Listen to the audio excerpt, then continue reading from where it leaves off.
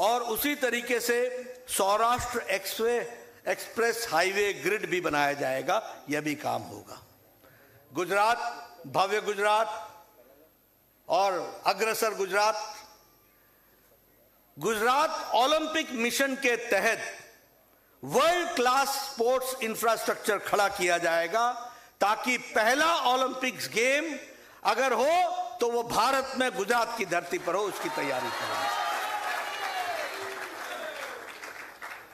मित्रों, ये एक देवभूमि द्वारका कॉरिडोर भी इस्टेब्लिश किया जाएगा। द्वारका में वो भारत का स्पिरिचुअल सेंटर बने, इस बात के लिए विशेष प्रयोजन किया जाएगा। वहां श्री कृष्ण जी, भगवान कृष्ण जी की बहुत बड़ी मूर्ति भी बनेगी। 3D गीता का बारे में हमको जानकारी 3 डायमेंशनल तरीके से मिल सके, इसका मोस्ट मॉडर्न एग्जिबिट करने का भी प्रयास वहां पर होगा। और इसके साथ साथ एक गैलरी भी बनेगी, जिस गैलरी में जो द्वारका की ग्लोरी थी, जो गौरव था द्वारका का, वह दुनिया को दिखाया जाएगा। इस तरीके से द्वारका को बढ़ाया। मित्रों, यह मैंने आपके सामने जनरल जो भव्य गुजरात की तस्वीर है, आर्थिक, किसान, मजदूर, हमारा भाई, हमारा स्वास्थ्य, हमारी शिक्षा, हमारा इंफ्रास्ट्रक्चर, उसकी मैंने चर्चा की। हमारा मुख्य ध्यान महिलाओं पर भी रहेगा। वह हमारे समाज का प्रमुख, समाज को आगे बढ़ाने में महिला सशक्तिकरण एक बहुत बड़ा आयाम है हमारा। और इसलिए free of cost quality education हर महिला को यूजी से पीजी तक देने की व्यवस्था की जाएगी। क्षमा, केजी से पीजी तक, किंडरगार्टन से लेकर के पोस्ट ग्रेजुएट तक उसकी व्यवस्था की जाएगी। उसी तरीके से बहनों के पढ़ने के लिए 9 क्लास से 12वीं क्लास की बच्चियों को स्कूल जाने के लिए साइकिल की व्यवस्था की जाएगी। और उसी तरीके से बहनों के लिए अगले 5 साल में 1 लाख गवर्नमेंट जॉब्स देने की भी तैयारी की जाएगी। श्रद्धा मेहता योजना के तहत, क्षमा, शारदा मेहता योजना के तहत फ्री ई स्कूटर्स मेरिटोरियस बहनों को जो आर्थिक रूप से कमजोर हैं उनकी व्यवस्था की जाएगी, उनको दिया जाएगा।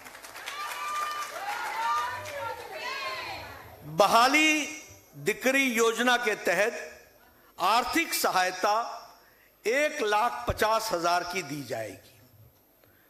और उसी के साथ साथ मिशन मंगलम के तहत जो नंबर 2 होगा मिशन मंगलम, उसके तहत सेल्फ हेल्प ग्रुप, स्व सहायता समूह, उनके विकास के लिए 2,500 करोड़ रुपए का कॉर्पस रखा जाएगा ताकि उसको बढ़ा सके। हमारी सीनियर सिटीजन बहनों के लिए फ्री बस ट्रैवल की व्यवस्था की जाएगी और उसके आदेश दिए जाएंगे।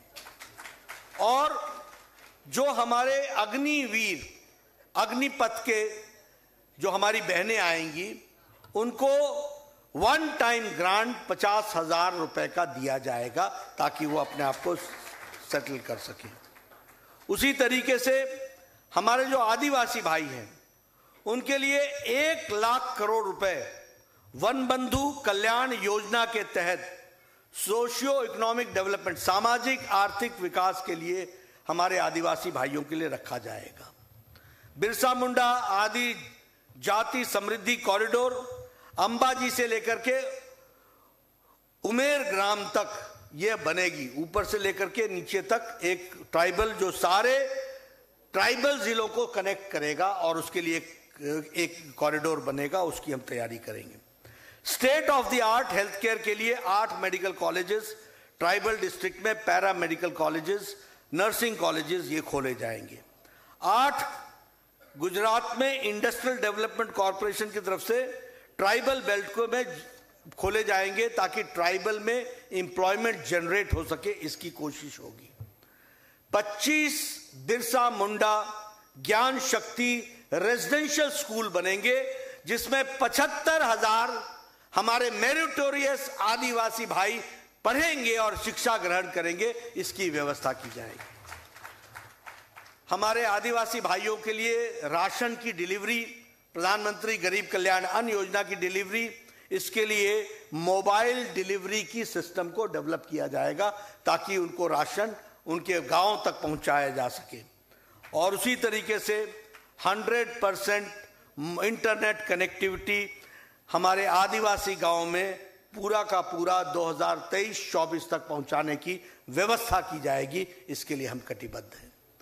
मित्रों, मैंने आपके सामने और पत्रकार बंधुओं के सामने ड्यू डिलिजेंस के साथ मैंने हर चीज के बारे में आपको आंकड़ों के साथ और पैसों के साथ बताया है। किसमें 2,000 करोड़ रुपए लगने हैं, किसमें 10,000 करोड़ रुपए लगने हैं, किसमें 2,500 करोड़ लगने हैं, किसमें 25,000 करोड़ रुपए लगने हैं। यानी ये जवानी जमा खर्च नहीं है। अर्थ को देखकर, कोष को देखकर, सामर्थ्य को देखकर और जरूरतमंद को देखकर उसकी गहराई को पहुंचाकर हमने ये संकल्प पत्र बनाया है। इसलिए मैं मानता हूं कि भारतीय जनता पार्टी आदरणीय नरेंद्र मोदी जी के नेतृत्व में देश में और भूपेंद्र पटेल जी के नेतृत्व में प्रदेश में proactive, pro responsive, responsible political party की तरह बिहेव करते हुए आगे बढ़ रही है।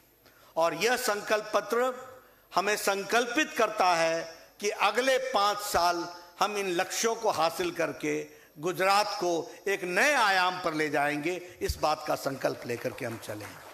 आपने मेरी बात बहुत ध्यानपूर्वक सुनी है। मैंने प्रयास किया कि आप तक मैं मुख्य बिंदु पहुंचा सकूं और इसके बाद आप इन पर जब कोई प्रश्न करेंगे तो मैं प्रयास करूंगा कि उनका जवाब दूं। बहुत बहुत धन्यवाद।